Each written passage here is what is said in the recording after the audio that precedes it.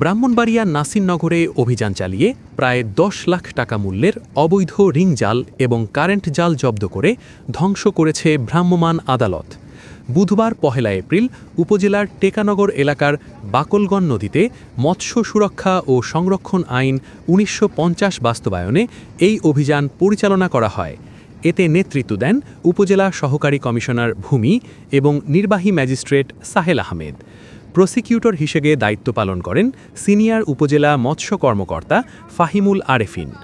অভিযানকালে নদীর বিভিন্ন স্থানে তল্লাশি চালিয়ে ২৩০টি রিং জাল এবং প্রায় ১০০০ মিটার নিষিদ্ধ কারেন্ট জাল জব্দ করা হয়।